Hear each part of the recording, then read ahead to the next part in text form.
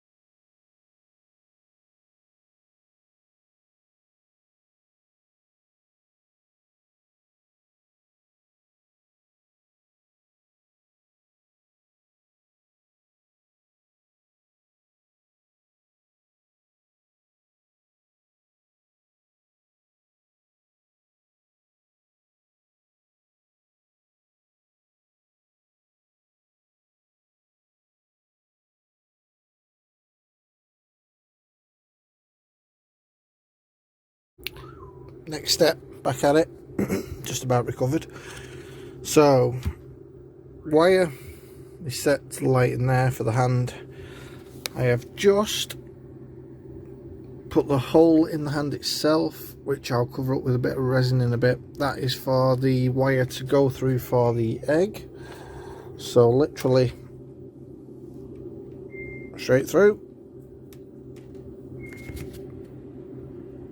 Hide that away. Connect through the base again. Come out the other end, sorted. Once it's tightened,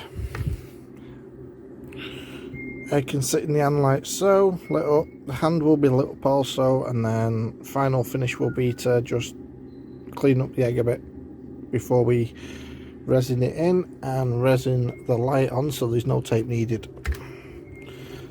So let's get to it. So while the egg's setting with the resin to clip it together, I've not filled this in fully, but as you can see I've used some resin and some copper mixture just to give it a little bit of glitter if it does follow through with the lighting, and then afterwards clear coat it, stick it to the egg. Eyes.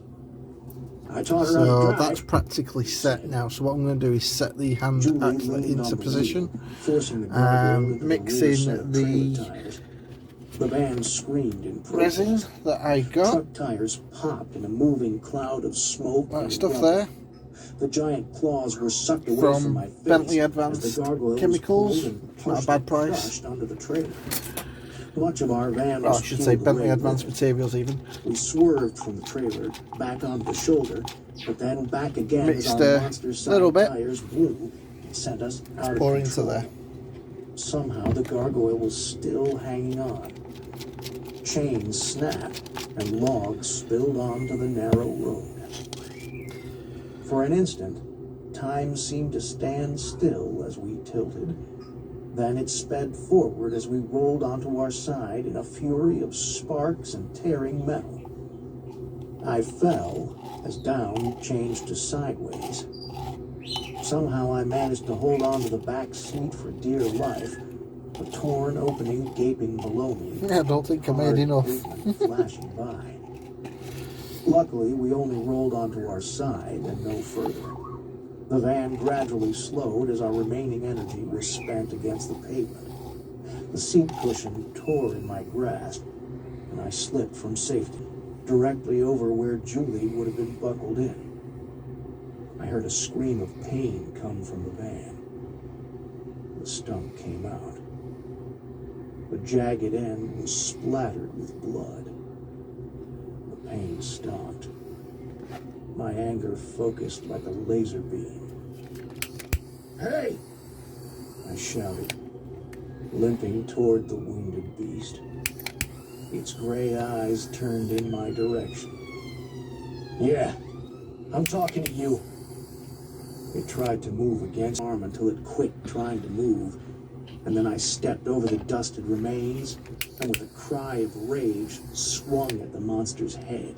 To pass overhead, slowly circling. Wings spread, it landed 20 yards away and perched on top of one of the many spilled logs. The huge wings folded, and the creature put its long forearms down until its clawed fists rested on the ground. Right, we'll wait. Other than the discoloration and missing hair, the formerly destroyed patches were well on their way toward healing. I turned my arms over, disbelieving what was directly in front of my eyes. It was a miracle. I quickly dried off and dressed. I found the others in the kitchen. The smell of coffee was strong 12 hours ago. Spot the kitty. Other than the fact that everybody was armed, and there was a flamethrower sitting in the corner, it looked like a breakfast commercial. Baby. "Good morning, Owen," Julie called happily. "Breakfast will be ready in a few minutes." And finally, I have resined the egg to the hand, and at the minute I am just letting it set. It's resting on a piece of HDPE, easy to pull off, won't stick to the resin. Come back, hopefully I can take it off and then give it a spin for you.